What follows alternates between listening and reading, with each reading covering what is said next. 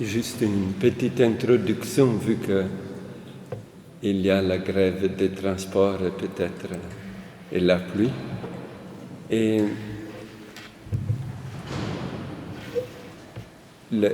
on avait pensé au début de faire cette soirée, et donc vie oraison et vie plutôt, comme dernière. Mais après, la sœur Christiane ne pouvait pas ce soir, en effet, elle n'est pas là. Donc, on a remis dans l'ordre vie, oraison et vie.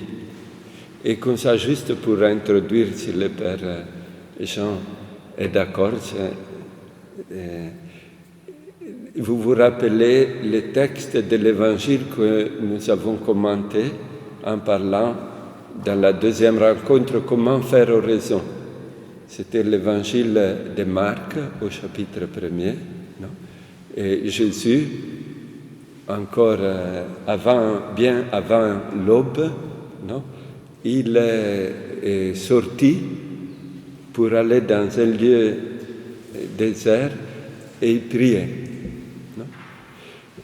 Mais si nous prenons cette phrase et nous la mettons dans le contexte, on voit que Jésus était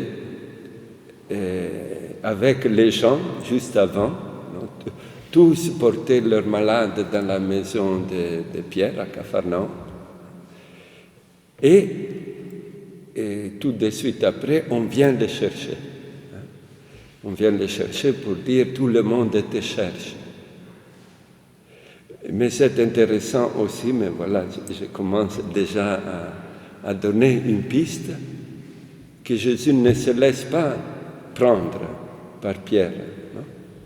Et il s'est mis sur ses traces, donc il voulait vraiment les trouver.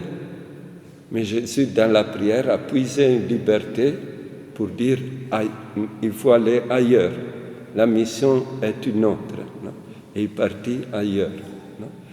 Et voilà, oraison et vie, ça veut dire aussi que la prière nous donne la profondeur, le courage de la liberté spirituelle.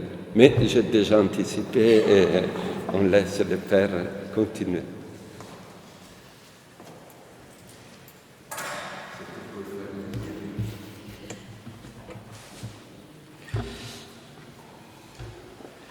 Bonsoir tout le monde, ma sœur. Bonsoir. Nous allons commencer par une petite prière. Nous sommes ici pour écouter non pas un conférencier ou qui que ce soit. Nous sommes ici pour écouter le Seigneur. Et il peut nous parler de multiples façons, aussi par un conférencier qui vient nous dire certaines choses. Mais mettons-nous sur la bonne longueur d'onde. Nous sommes ici pour écouter le Seigneur. Je suis sûr qu'il a envie de nous parler ce soir. Au nom du Père et du Fils et du Saint-Esprit.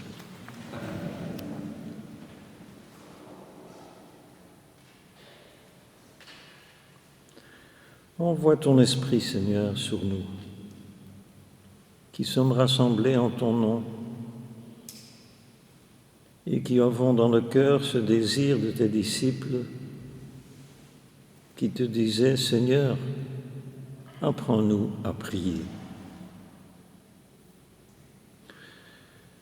Nous désirons, Seigneur, vraiment nous rapprocher de toi. Éduque-nous à la prière. Ouvre nos cœurs à ce que tu veux nous dire. Inspire celui qui doit parler, afin que nos cœurs se rejoignent dans ce désir d'être à toi toujours davantage. Je vous salue, Marie.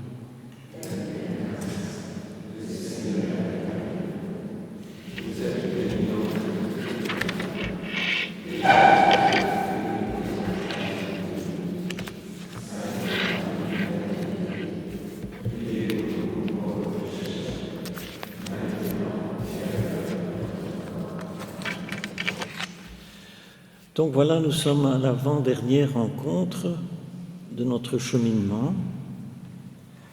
La première rencontre a consisté à nous expliciter ce qu'est vraiment la prière d'oraison, une forme que prend la prière chrétienne. Puis on a eu l'enseignement qui a dit comment faire oraison, pratiquement. Et au fond, la prière d'oraison semble assez simple. Et cependant, on a dit, il y a eu une troisième soirée qui a dit les difficultés dans l'oraison, parce que même si l'oraison semble simple comme forme de prière, il y a des difficultés qui peuvent surgir et qu'il faut dépasser. Alors nous aurons à la fois prochaine donc un exposé pour dire comment quelqu'un qui commence à faire oraison et est fidèle à cette prière d'oraison, il va constater que la forme de la prière va tout doucement évoluer.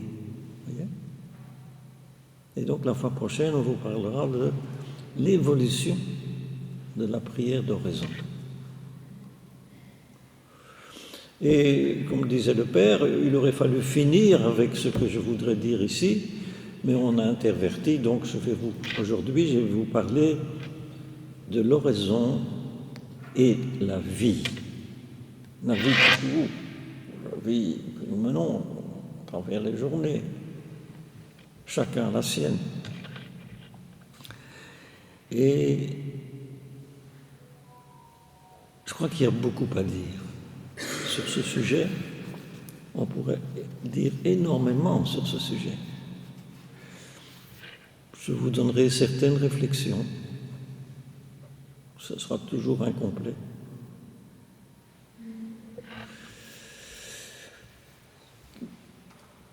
Mais la première chose que je voudrais dire, et c'est assez évident, si dans notre temps, dans la journée, nous mettons tout de côté pour nous retrouver seul à seul avec Dieu, dans cet échange d'amitié où on s'entretient seul à seul avec lui, qui nous aime, c'est évident que ce temps, j'allais dire privilégié, ne peut pas être quelque chose à côté de notre vie. Ce n'est pas qu'un tiroir à part dans notre vie. Au contraire, ce temps d'oraison est appelé à, j'allais dire, animer notre vie, vivifier notre vie, sanctifier notre vie. Que ce temps passé face à face avec le Seigneur dans l'oraison puisse répandre son parfum sur toute notre journée. Et quand je parle de parfum, je reprends une image de saint François de Sales. Saint François de Sales, vous savez, c'est un maître spirituel et un excellent conseiller spirituel. C'est peut-être un des meilleurs dans l'histoire. Quand il parle, il donne un schéma pour faire oraison. Et au début dans l'oraison, quand on commence l'oraison, on est normalement dans ce qu'on appelle la méditation, où nous réfléchissons, où l'intelligence est encore présente, nos facultés d'imagination sont là. Et bien souvent, on prend même un texte pour pouvoir durer dans la prière. Eh bien, François de Sales dit, à la fin de votre oraison, il faut prendre un bouquet spirituel. Un bouquet spirituel. Et il dit, quand on va se promener dans un jardin ou dans un parc, on aime prendre ici une petite fleur, là une autre, et puis encore une autre, pour, tout au long du jour, nous odorer, le vieux mot français, odorer, pour se laisser toucher par l'odeur des fleurs. Voilà. L'oraison devrait ainsi odorer toute notre journée.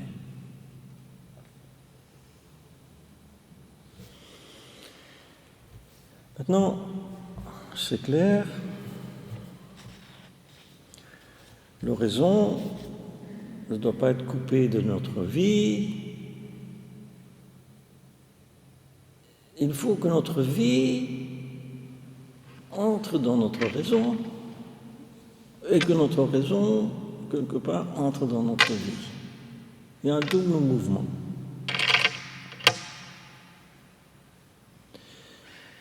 Je vais surtout parler du deuxième mouvement. L'oraison doit influencer notre vie. Mais le premier mouvement, c'est tout de même évident.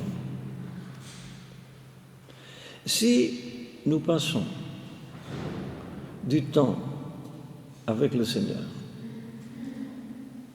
dans un cœur à cœur,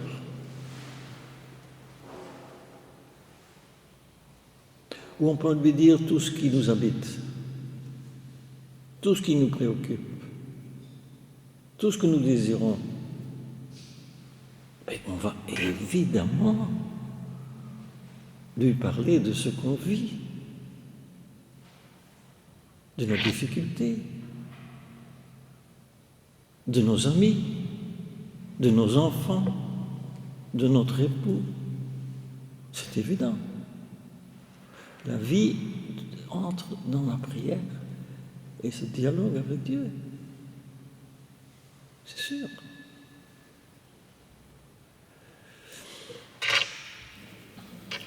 Mais d'un autre côté, je voudrais surtout donc parler ce que l'oraison apporte dans la vie. Et la première chose, encore très évidente, si l'oraison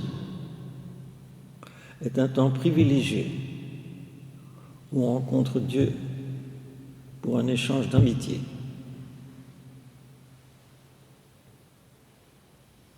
et quand l'échange est terminé, mais l'amitié n'est pas terminée quand même. L'amitié ne se limite pas seulement à la rencontre. C'est tout à fait normal, c'est naturel que quand on aime quelqu'un, qu'on a un ami, oui, ces moments de rencontre sont magnifiques, mais au-delà de ce moment de rencontre, l'amitié continue. Et qu'est-ce que c'est l'amitié? C'est chercher à faire plaisir, c'est être généreux envers celui qu'on aime, pouvoir se donner, éventuellement se renoncer pour celui qu'on aime. Et donc, la vie devient une continuation de ces échanges d'amitié qui, pendant l'oraison, étaient un échange de paroles, un cœur à cœur, mais toute la vie devient un échange, doit continuer d'être un échange d'amitié. Et ça change tout, évidemment. Ça change tout.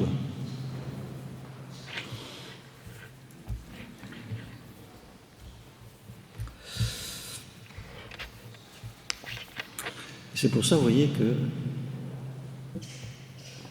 il est bon que pendant la journée, on puisse, oui, avoir ce petit bouquet spirituel dont on a parlé, ou avoir de ces moments où on fait un petit arrêt pour élever son âme vers le Seigneur. Et vivre ainsi comme ça l'amitié qui continue, une vie en présence de Dieu, une vie en union avec Dieu. Ça, c'est magnifique. Et dans la messe, la fin de la prière eucharistique, quand le prêtre conclut la prière eucharistique, il nous rappelle notre idéal, en fait, notre idéal de vie. Par lui, avec lui et en lui. À toi, Dieu notre Père, tout honneur et toute gloire dans l'unité du Saint-Esprit. Vivre avec lui, par lui et en lui. Voilà. Et alors nous sommes dans l'esprit de prière qui continue, vous voyez. Et nous avons chez les Pères Carmes un père qui reste, j'allais dire, l'exemple de cela, c'est le père Laurent de la Résurrection, qui donne d'excellents conseils. Il était cuisinier, et à travers tout le temps, il était avec le Seigneur. Et les gens venaient lui demander, mais comment faire pour rester comme ça pendant la journée, en union avec le Seigneur? Et voilà.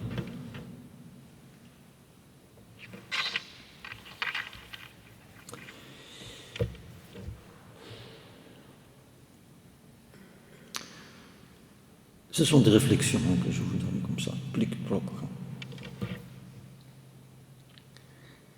La fois passée, quand j'ai parlé de ça, m'est venu un texte de l'Écriture.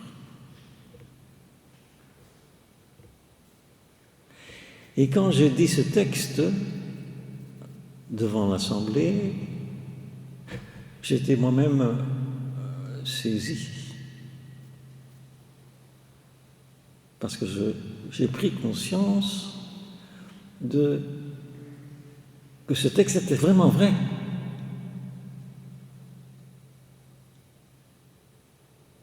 Et je vous dis cette parole du Seigneur, que nous trouvons dans Matthieu 5, 13, 14.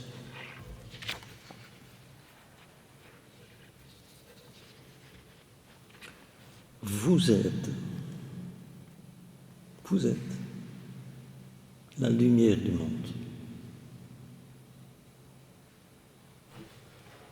Oui, vous êtes la lumière du monde.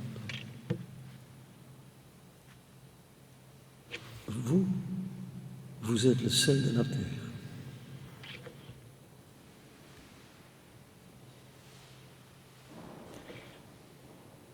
Le Seigneur dit ça, nous dit ça. Et c'est vrai. Qu'est-ce qui va apporter dans le monde la saveur de Dieu, la lumière de Dieu? C'est nous.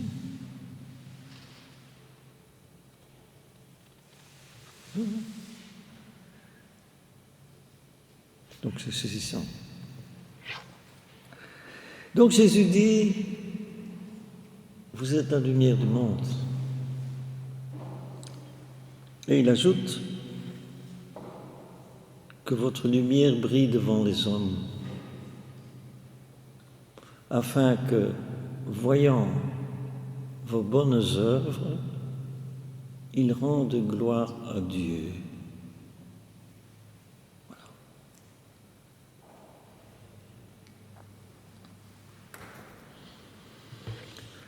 Nous, vous voyez, si nous rencontrons Jésus dans l'oraison,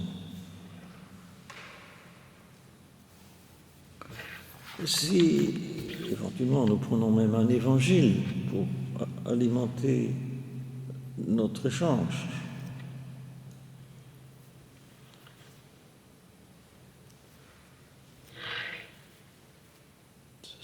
c'est pas possible quand même après ça de ne pas mettre en œuvre cet évangile, de ne pas vivre ces paroles de Jésus, de ne pas vouloir imiter Jésus dans ses comportements.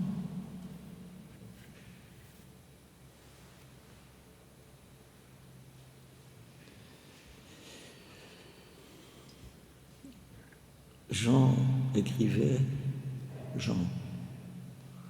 que votre lumière brille devant les hommes.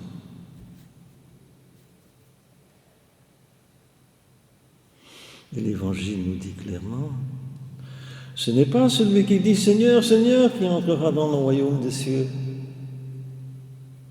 C'est celui qui fait la volonté de mon Père. Celui qui fait la volonté de mon Père.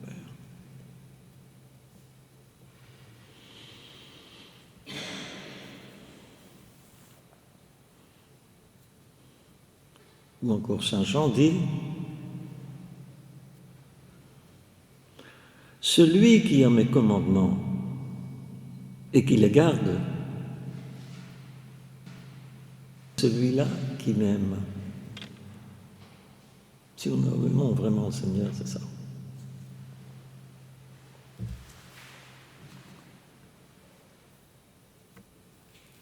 Donc vous voyez, quand je fais la méditation, la plupart des maîtres spirituels disent à la fin, il faut quand même soit prendre un petit bouquet spirituel, soit quand même prendre une résolution, quelque chose de pratique. Voilà.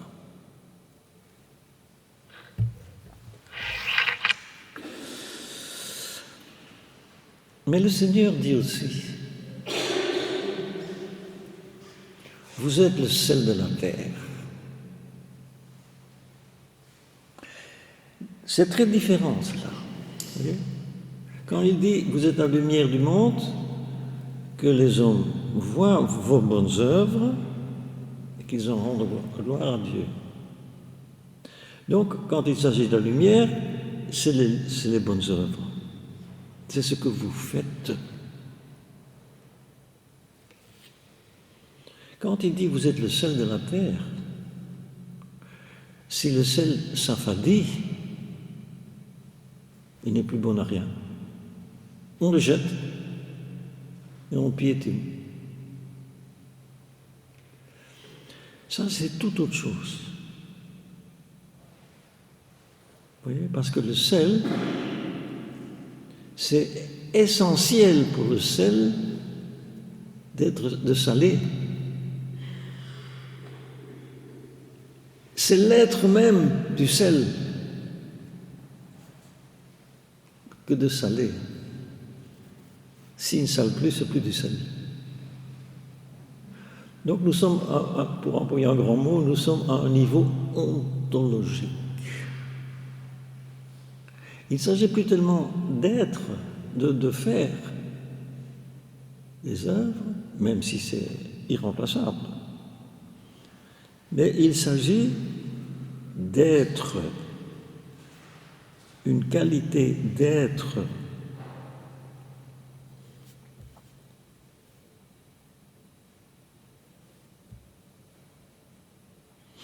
Et ici, moi, je reste très impressionné.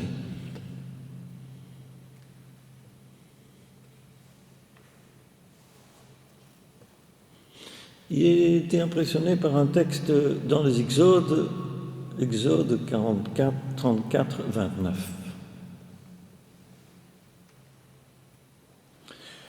Donc, le peuple hébreu a été libéré d'Égypte. Moïse les a amenés tout près de l'endroit où il a eu lui-même la révélation de Dieu dans le buisson ardent. Et ils sont là, au Sinaï, à la montagne de Dieu. Et à un certain moment, Moïse monte sur la montagne, rencontre Dieu, et puis redescend. Parfois, il restait 40 jours et 40 nuits là-bas en haut. Et le peuple s'impatientait et disait, mais qu'est-ce qu'il est devenu, etc. Et donc, au chapitre 34, verset 29, on dit que Moïse, ayant été sur la montagne, commence à redescendre. Et le peuple qui est dans la plaine s'approche de la montagne, à la rencontre de Moïse. Moïse descend, et le peuple qui avance est stupéfait. Et le peuple s'arrête, n'ose plus avancer. Et Moïse ne comprend pas. Et Moïse continue à descendre, et le peuple commence à reculer. Et la Bible dit, son visage rayonnait. Son visage rayonnait. Il avait rencontré Dieu sur la montagne, il descendait de la montagne et son visage rayonnait. Eh bien, mes amis, l'oraison, c'est la même chose. Elle fait que notre visage rayonne.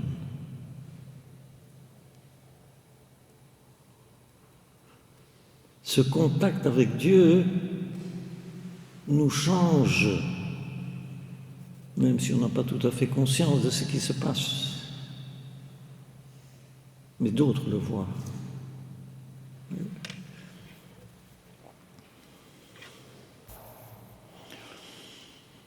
J'ai entendu dire comme ça, dans l'église, on entend dire parfois des choses. On dit, oh, quand je vais à la messe, je vois tout de suite si c'est un prêtre qui prie ou pas. Qu'est-ce qu'on voit ça? Qu'est-ce qu'on voit ça? On voit ça tout de suite. Peut-être que s'il ne priait plus, le prêtre, il ne se rend pas compte qu'il change. Mais les gens le voient. Oui. Je me rappelle, j'étais jeune prêtre au séminaire. Et voilà que 2 prêtres de Bruxelles viennent nous visiter. ils vont manger avec les professeurs au séminaire, et après la messe, après le repas, ils viennent prendre le café avec les séminaristes. Il y avait le curé et le vicaire. Et le vicaire m'a dit quelque chose qui m'a frappé, que j'ai jamais oublié. Il a dit là, dans la conversation, j'ai constaté dans ma vie de prêtre que les jours où je priais le matin, je faisais oraison, je constatais à la fin de la journée que j'avais beaucoup plus souvent parlé de Dieu que quand je ne priais pas le matin.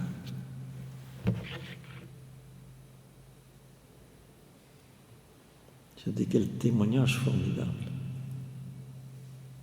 en faveur de la prière. Donc vous voyez, il y a quelque chose qui se passe dans ce contact d'oraison qui est profond. Sans doute vous avez déjà rencontré, je l'espère,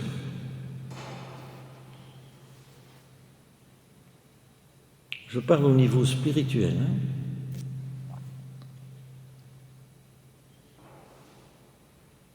Il arrive qu'on rencontre une personne qu'on ne connaît pas. On n'a pas parlé beaucoup, peut-être une phrase. Mais on n'oublie plus jamais cette personne.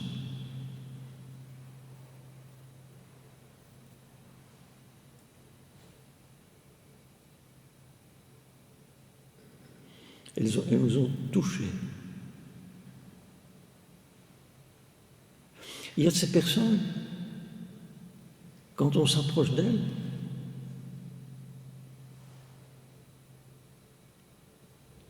il y a quelque chose qui s'éveille en nous.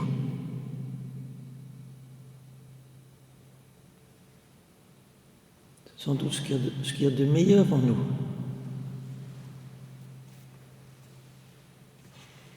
Ce sont des personnes qui sont des éveilleurs. On a envie de leur demander. Mais enfin, quel est votre secret? Quel est votre secret? Vous avez quelque chose que je n'ai pas et qui... Mais dans le premier chapitre de Saint Jean, les deux premiers disciples de Jean-Baptiste qui se mettent à la suite de Jésus, lui posent la question « Où demeures-tu » Mais je ne sais pas lui demander son adresse. J'ai dit, mais où est le foyer de ta vie? Quel est ton secret?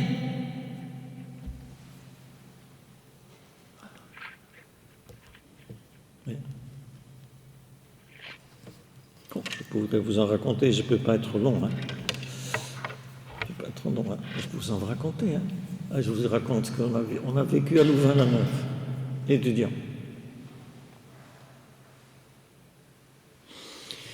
Donc, la sœur Mère Teresa de Calcutta.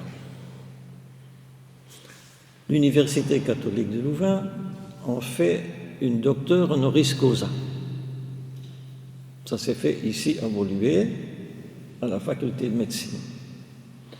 Alors, le curé de la paroisse avait convaincu la Mère Teresa, ça se faisait au début de l'après-midi, avait demandé à Mère Teresa de venir parler aux étudiants et étudiantes à Louvain-la-Neuve le matin.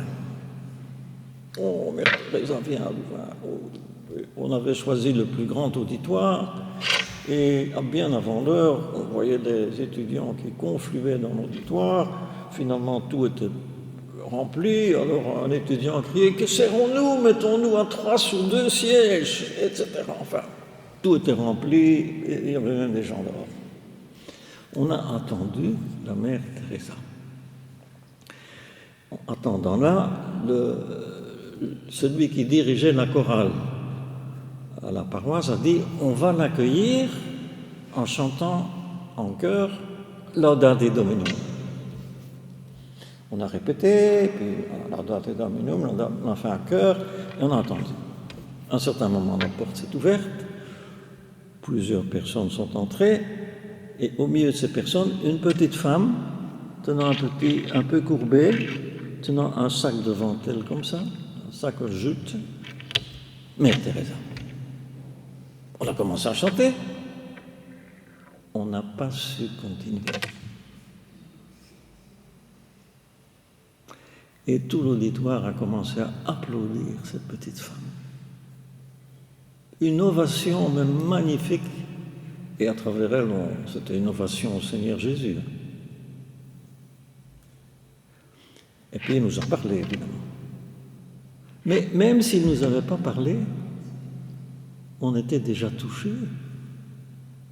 par sa présence. C'est bien.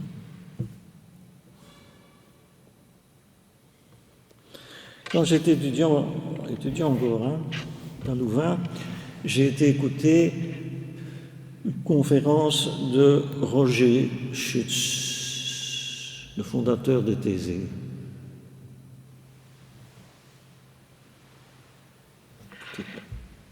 Quand vous l'entendez, c'est un saint celui-là, c'est pas possible. C'est pas possible.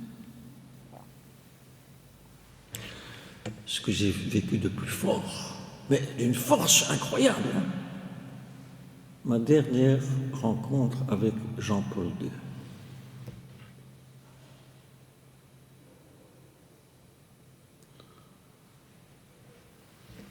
Il est entré au fond de... Nous étions dans ce qu'on appelle sa bibliothèque. Il est entré. Quel rayonnement! Il s'est approché de moi. On ne s'est rien dit. On ne devait rien dire. Mais il y avait quelque chose de fort.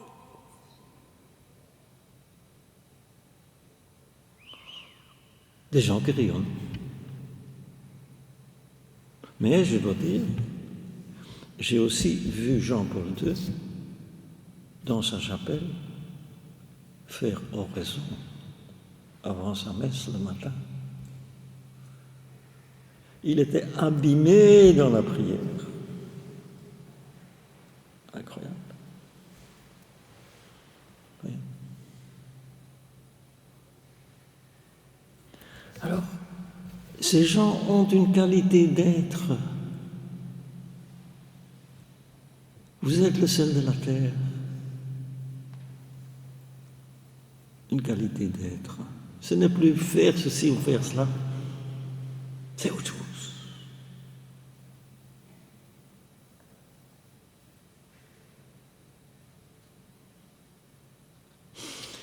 Et qu'est-ce que c'est cette autre chose? Quelle est la qualité d'être? C'est la qualité, peut-être la profondeur, de notre union à Dieu.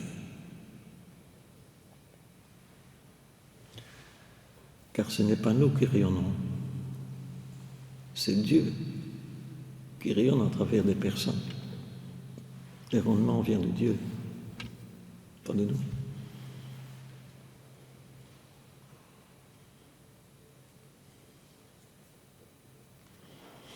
Et c'est ça qui est magnifique, il y a des gens comme ça qui passent dans le monde, ils ne se distinguent pas des autres, mais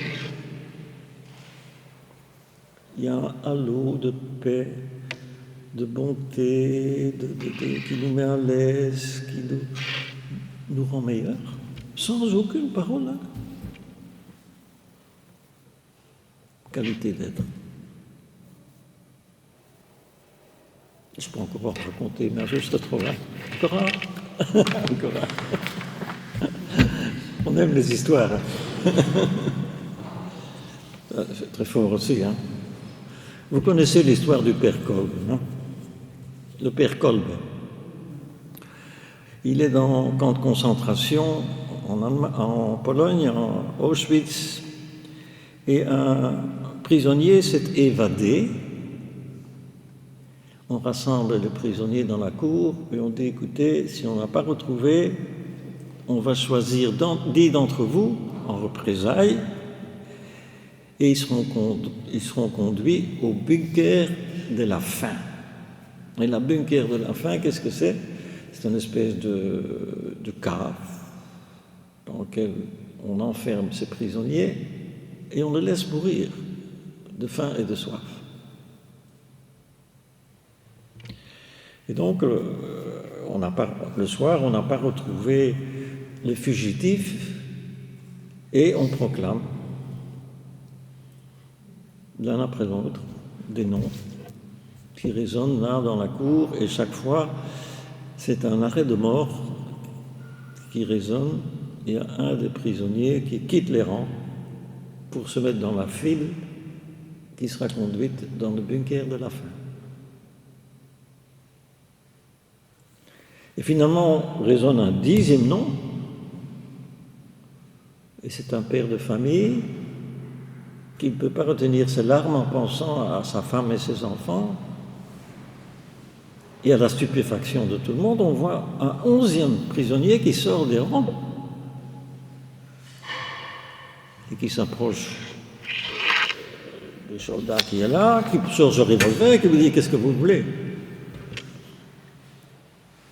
Et calmement, il dit « Je veux prendre la place de cet homme-là. » Un moment de stupéfaction, tellement que ce soldat qui était connu comme une brute lui demande « Mais qui es-tu » Formidable, hein? Qui es-tu? Et Père Kolb répond « Je suis prêtre catholique. »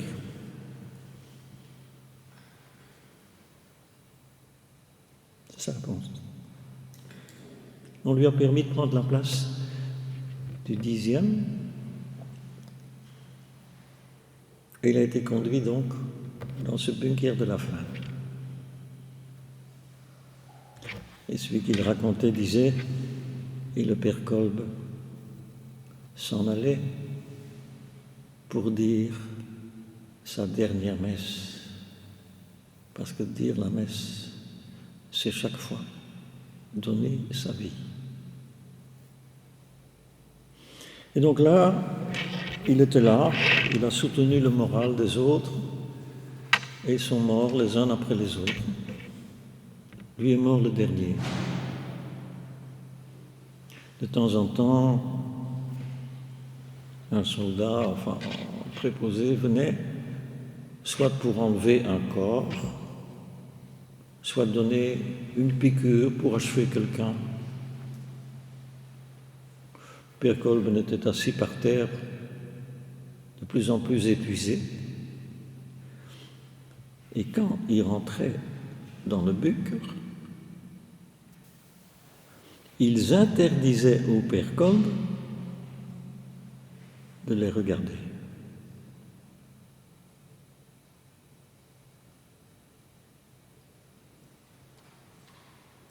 Incroyable.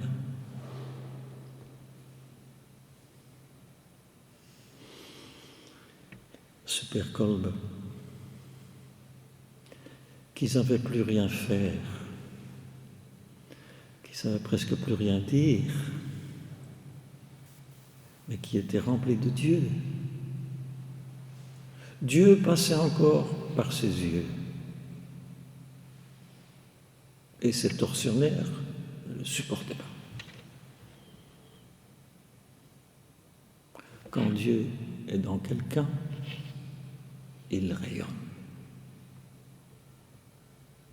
Voilà.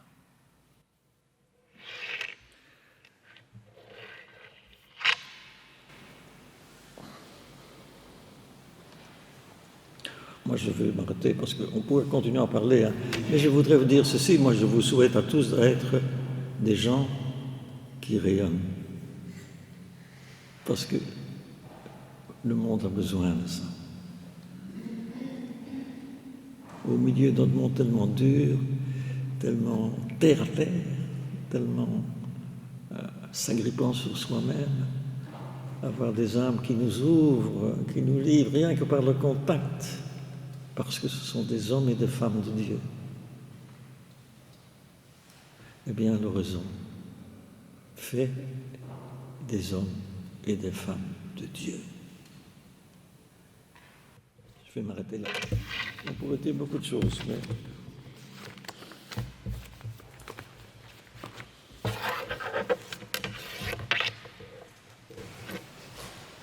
Et donc voilà, maintenant c'est le moment du témoignage. Donc on a choisi un homme rayonnant pour faire le témoignage, comme les sœurs. C'est notre confrère, le Père Modeste, qui nous donne un petit témoignage modeste, mais voilà. Je laisse la parole.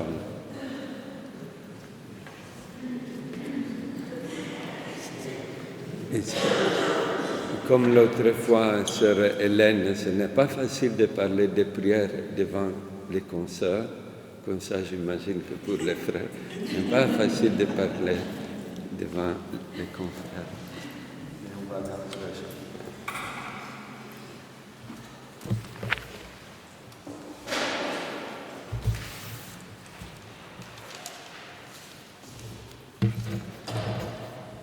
va commencer avec le chant.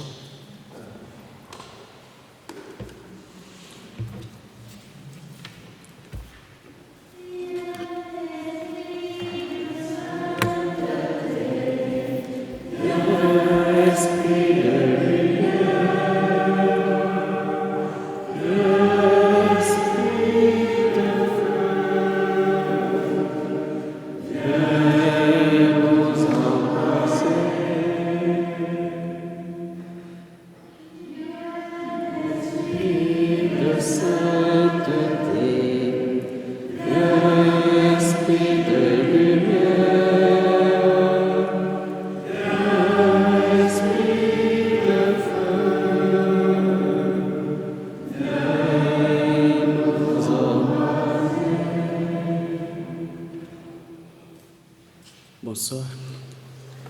Bonsoir. Je ne sais pas par où commencer. Parce que dès le début, il fallait parler de l'oraison et la vie. Oraison et vie. Mais le Père Jean dit non, il faut qu'on commence avec la vie et l'oraison. Eh bien, je suis en train de partir d'une petite remarque. L'oraison est un acte complexe. Alors, quand on demande à quelqu'un d'en parler, et surtout de faire son témoignage, serait l'équivalent de demander à quelqu'un, après la confession, qu'est-ce que tu viens de dire au prêtre? Ou bien, tu as beaucoup traîné. Il y a quoi au juste? La vie de prière, c'est une vie qui implique toute notre vie. Le corps, l'âme, l'intelligence, les cœurs, la liberté. Donc il faut discerner.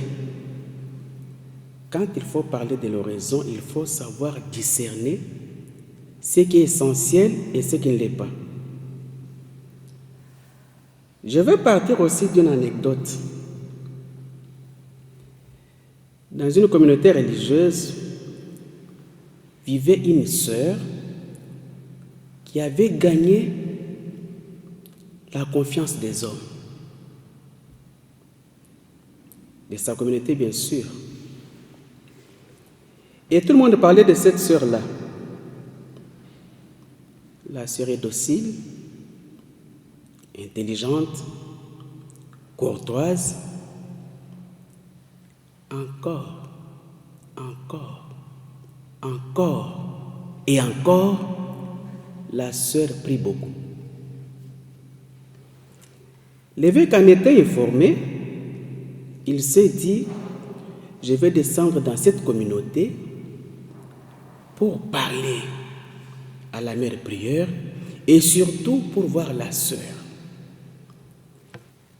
Il arrive maintenant, l'évêque bien sûr.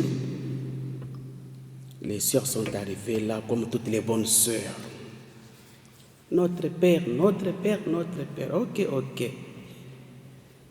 L'évêque pose la question, mes filles, j'apprends que dans cette communauté, il y a une sœur. Et la sœur est docile. La concernée était juste à côté de l'évêque. Il dit, c'est moi. L'évêque dit, il le regarde, il fait semblant. Intelligente. La sœur dit, qui autre?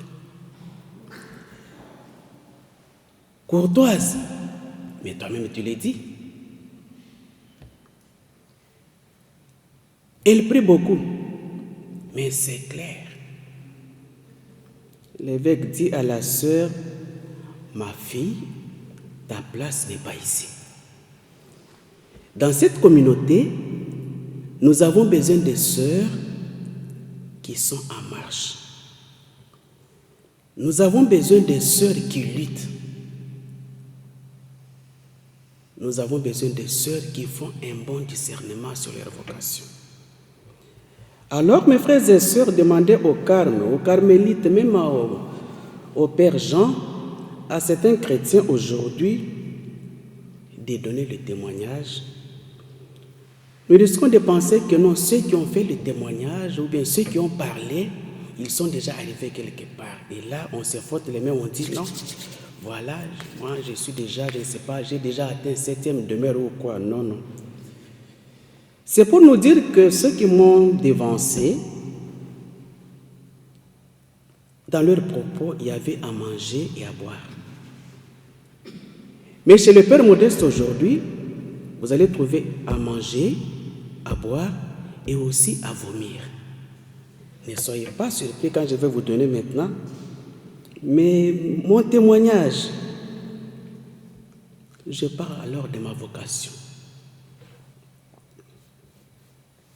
Au postulat, quand j'ai commencé la formation, j'étais compté parmi ceux-là qui fouillaient l'oraison, la méditation. C'est mon expérience. Rester à genoux pendant 10 minutes, pour moi, c'était une éternité. Qu'est-ce que je faisais? À chaque fois, comme c'était toujours le soir, je descendais au jardin pour arroser. Quand on a déjà sonné, on invoque le Saint-Esprit. Après, je sors, je vais arroser. Mais notre maître à l'époque était très attentif.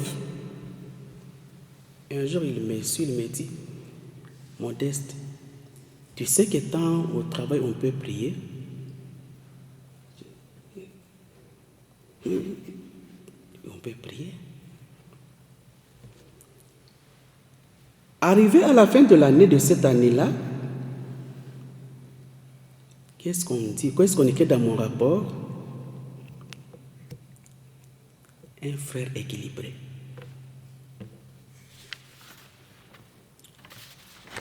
Cette année-là passe, j'entre en philosophie. À la fin de mon cycle, j'avais travaillé sur un philosophe athée, sur Nietzsche. Et quel a été mon sujet? La morale du surhomme. Vous connaissez Nietzsche avec son athéisme. Remise en question de ma vie de prière. Après 3 ans, on fait le rapport. Et qu'est-ce qu'on avait écrit? Un frère équilibré. J'ai dit, mais équilibré. Je l'ai dit, je suis sincère, je n'étais pas convaincu. Après cette étape, j'étais admis au noviciat. Après Après le premier vœu, frère équilibré, je suis admis en théologie cette année-là, mais je sentais en moi un certain appel incessant. Après autant d'années, les gens me voyaient que j'étais déjà frère, ainsi de suite. Mais je sentais en moi un certain appel incessant. Chaque fois quand on sonnait, il y avait en moi une sorte de dialogue quand j'entrais à la chapelle. Je me mets à genoux, on commence à prier. Et pendant la méditation, j'avais déjà une certaine maturité aussi. Je sentais en moi un certain dialogue, un certain échange aussi.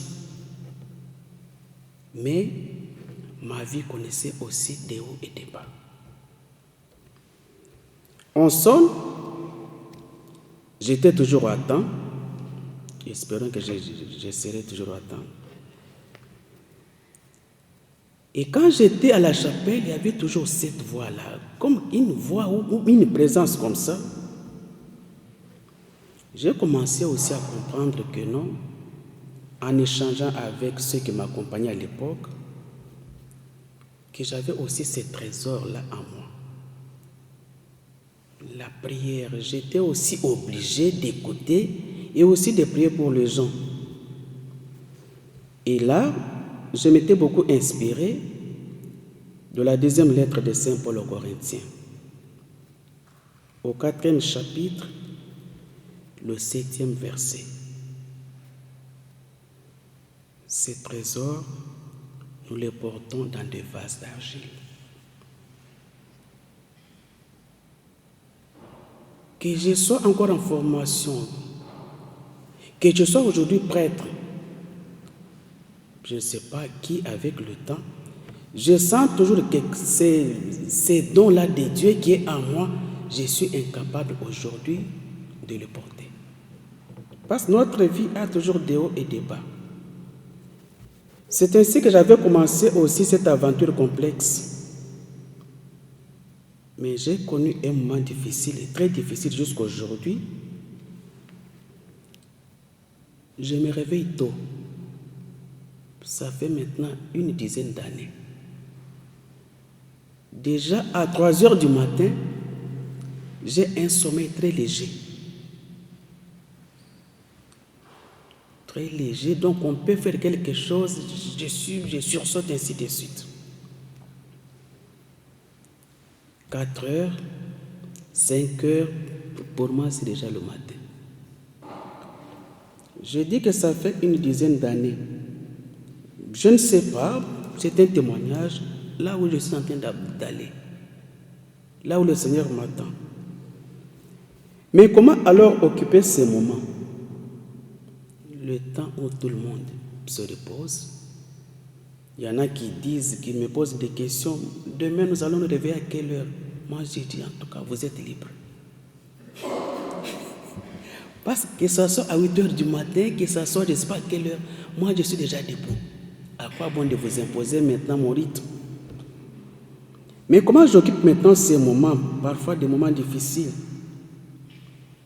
Je commence par des prières. Je fais souvent les rosaires. Je dis bien, je fais souvent les rosaires. Avec le 4 mystères, je commence toujours par prier pour ma vocation. Comme prêtre, je suis convaincu, mais humainement parlant, j'ai peur. Parce qu'un jour, ça peut basculer. J'ai toujours considéré ma vocation comme ce trésor qui est dans des vases d'argile. Et ce n'est pas moi qui porte ma vocation est portée par quelqu'un d'autre. J'ai pris pour ma vocation. Et deuxième mystère, je me suis toujours inspiré de l'Évangile selon Saint Luc, au 10e chapitre, du 25e au 37e verset. Le bon samaritain. cet homme qui était tombé entre les mains du bandit. Et certains commentateurs disent que non, cet homme-là, au lieu de monter à Jérusalem, lui descendait. Je vois aussi parfois beaucoup de gens qui descendent au lieu de monter. Les gens qui ont des problèmes, c'est ainsi que parfois, quand je fais le deuxième mystère, je pense aussi à ma famille biologique. Nous sommes une famille très nombreuse. Même père, même mère, mais 12 personnes.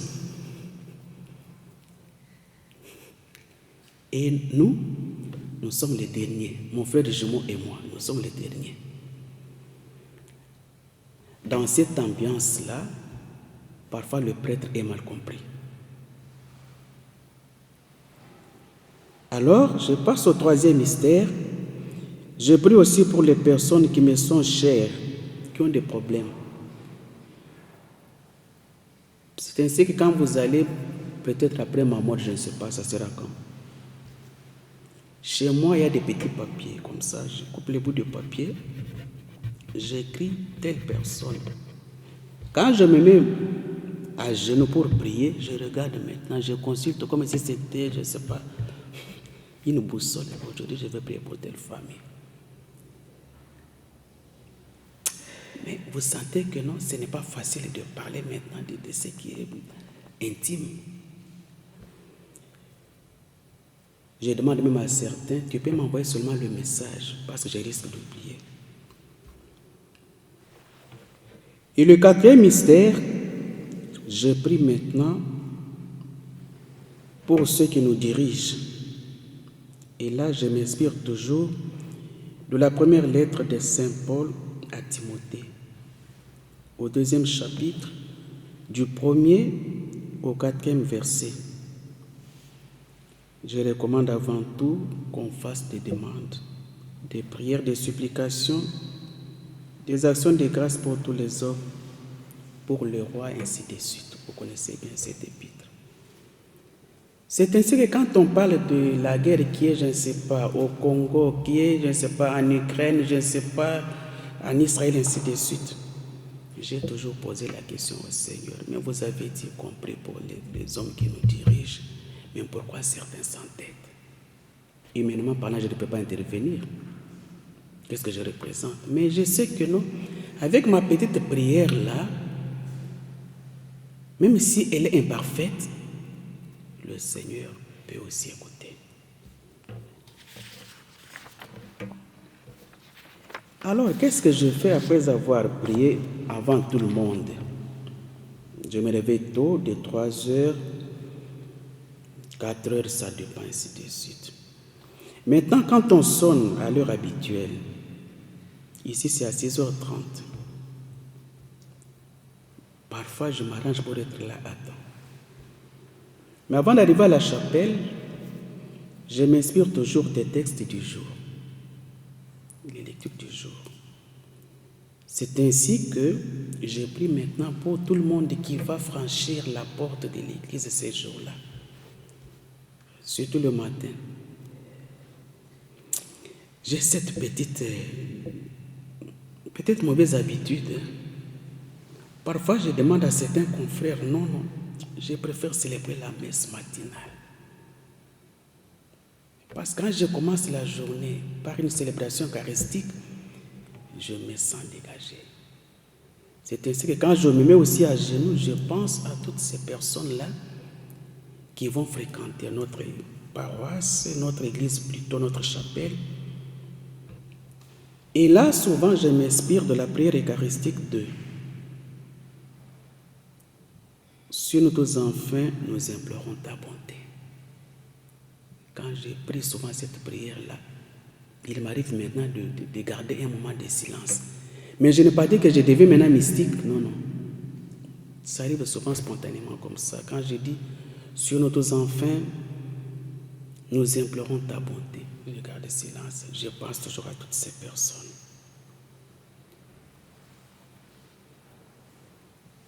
Ma vie d'oraison. Bien que le temps d'oraison soit préparé, Personnellement, j'éprouve des difficultés. Je laisse parfois la parole de Dieu résonner à moi, mais parfois mes intentions viennent en désordre. J'ai ce problème-là. Quand je prie, parfois c'est ça qui vient après. Seigneur, tout ça, toi-même tu sais, mais ça, je vais faire quoi? Parfois mes intentions viennent en désordre. Je me sens limité, mais je tiens beaucoup au rendez-vous. Ma prière est une prière inspirée des événements. Quand il y a un événement qui se passe, que ce soit, je ne sais pas, la marche de grève des tracteurs, comme je l'ai vécu ici, quand je vois ça, ça me touche beaucoup. J'ai un cœur très sensible. Je ne veux pas que je sois confondu à cette sœur-là qui disait « tout c'est moi, tout c'est moi ». Je vais conclure maintenant. Qu'est-ce que je vais dire? Grâce au don de l'Esprit, je demande toujours au Seigneur de m'aider à discerner sans cesse ce qu'est sa volonté. Je peux m'enorgueillir, mais ça peut être ma propre volonté, au lieu que ce soit la volonté de Dieu. Même si je demeure dans l'incertitude, je demande au Seigneur que je sois sur la bonne voie. Même si je le cherche avec imperfection, je lui dis toujours, Seigneur, prends-moi par la main. C'est ainsi que parfois j'ai cette conviction comme un fils qui s'adresse à son père. Parfois, après la prière, je deviens discret et silencieux. Ça me crée parfois des problèmes avec les gens. Aujourd'hui, comment tu t'es réveillé? J'ai parfois du mal à dire que non. Je n'ai pas dit que j'ai déjà atteint, je ne sais pas si c'était une demeure, mais ma vie est un peu comme ça. Peut-être vous allez en parler après ma mort, je ne sais pas.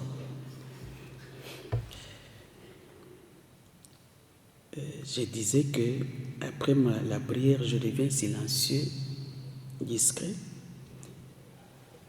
Parfois, le mot me manque. Et quand le mot me manque, qu'est-ce que je formule comme prière? Là, quand je suis au bout, je n'ai plus de formule. C'est comme si je dialoguais avec quelqu'un. Je suis fatigué. J'ai dit, mais Seigneur tellement donné son intention de prière. Je ne saurais pas prier. Occupe-toi de ces cas-là, moi je ne saurais pas. Ma vie de prière était toujours une aventure. Mais je ne sais pas quand est-ce que cette aventure va s'arrêter. Et voilà. Je pense que c'est presque ça. Vous voyez que ce n'était pas facile. J'ai transpiré. Je vous dis merci.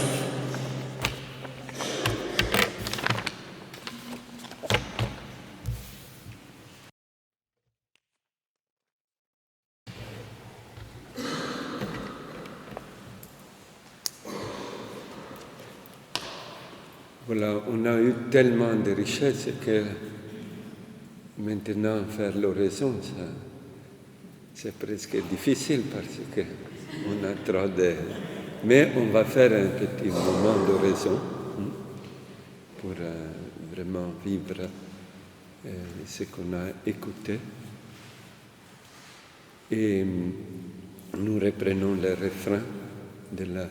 Et je vous avais distribué tout à l'heure une petite feuille, ou bien il y en a encore au fond de l'église, pour les questions, parce qu'on a vu que c'est peut-être mieux d'écrire des questions, si vous en avez, et de manière que ce soir, la prochaine fois, on peut répondre aux questions. On peut reprendre le refrain.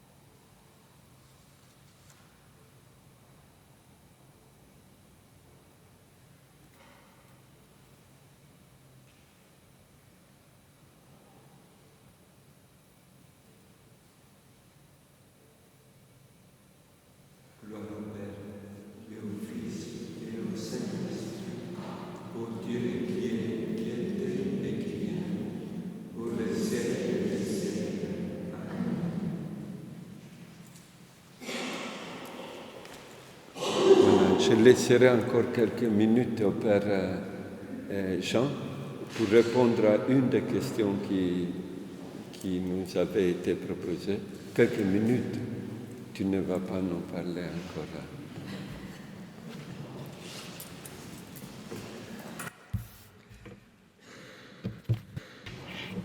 Donc quelqu'un, la fois passée, a posé cette question-ci. Pouvez-vous parler un peu plus de comment éviter le monologue?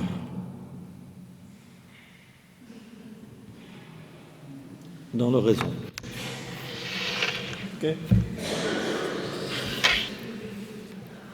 Alors je dirais deux choses.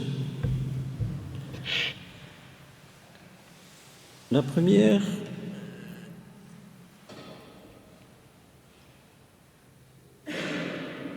pour que ce ne soit pas un monologue, c'est que c'est le début de la prière. Nous avons dit que le début de la prière, c'était de s'ouvrir à la présence de Dieu. C'est-à-dire que on est donc tourné vers Dieu. Nous ne sommes plus seuls, nous sommes à deux. Et donc, si nous sommes attentifs à cette présence de Dieu, nous sommes déjà en dehors de nous-mêmes. Nous sommes déjà attentifs à quelqu'un d'autre. Je sors donc de mon enfermement en moi-même et j'ouvre à la présence de Dieu.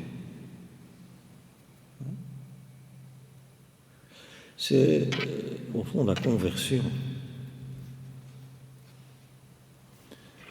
On parle pendant le carême de la conversion, mais oui, mais toute prière commence par la conversion.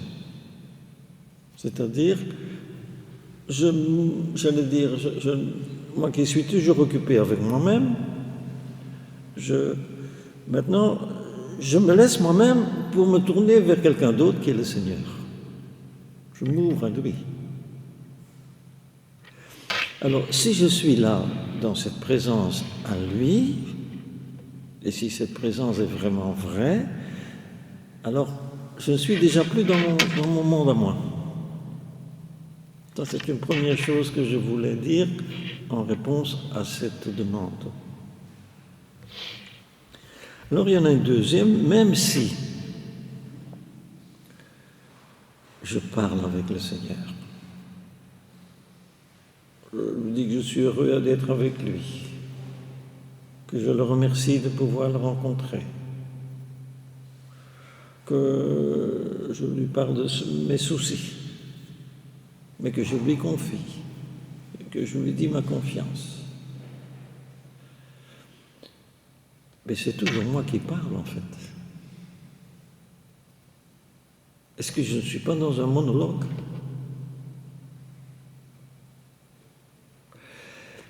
C'est un monologue, c'est moi qui parle, mais je ne suis pas seul. Mono veut dire seul. Je parle à quelqu'un d'autre. Je suis ouvert à Dieu. Mais c'est vrai qu'après avoir parlé d'un certain temps, on ne sait plus quoi dire.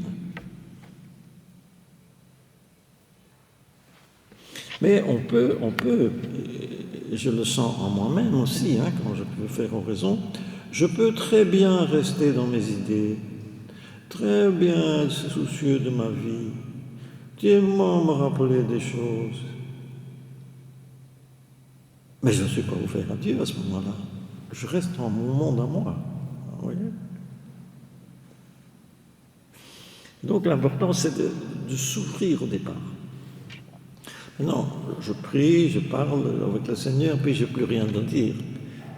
Mais c'est là, vous voyez, que dans l'oraison, et surtout au début, quand on commence l'oraison, on suggère de prendre une parole du Seigneur qui se trouve dans la Bible. Le Seigneur nous parle clairement à travers l'Évangile. Et la parole que Jésus dit une fois dans l'histoire, c'est une parole pour tous les temps et pour chacun. Et donc, je prends un évangile et à travers cet évangile, je sais que le Seigneur devant qui je me trouve pendant l'oraison ou qui est en moi s'adresse à moi. Et je reçois cette parole comme venant de lui. Et alors je ne suis plus dans le monologue, j'accueille la parole de l'autre qui est le Seigneur.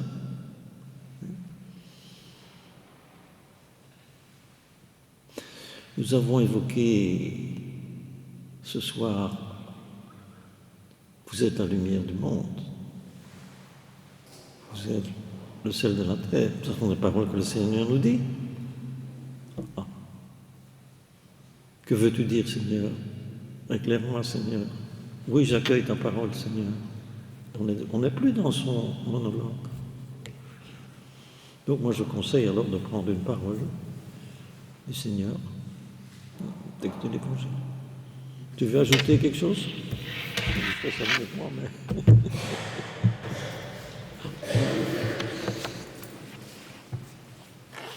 Parfois, peut-être peut aider aussi des livres comme celui-ci du Père Gaston Courtois.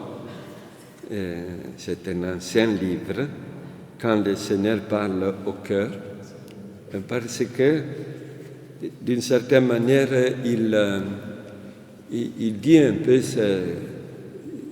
les intuitions, l'émotion qu'il a vécue, lui, dans la prière, il le met par écrit. Non? Et pour un débutant, ça peut beaucoup aider parce qu'il veut comprendre que la prière est un dialogue. Donc il dit, par exemple, quand tu viens à prier, raconte-moi ta journée, tout ce qui s'est passé. Non? C'est l'intuition qu'il a eue quand il a prié. Non? Ou aime-moi dans toutes les personnes que tu rencontres. Non? C'est un peu un prolongement de ce qu'il y a à l'Évangile, mais vu qu'on est tellement habitué à être dans un solologue, un monologue, non? À partir tout de nous, et imaginer que l'autre n'est pas là, et c'est comme un entraînement pour entrer dans la logique du dialogue. Moi, je les conseille un livre comme ça, voilà, pour le départ surtout, ou pour reprendre de temps en temps. Voilà, on s'arrête ici parce qu'on a rempli l'heure et demie. Et c'est quand le Seigneur parle au cœur. Et le Père Gaston Courtois. Et on se voit la semaine prochaine avec la dernière rencontre. Et toujours vous recevrez, si vous avez donné un petit message pour vous rappeler le temps de prière pendant la journée. Merci à Valérie qui soigne ce service. Bonne soirée à tous.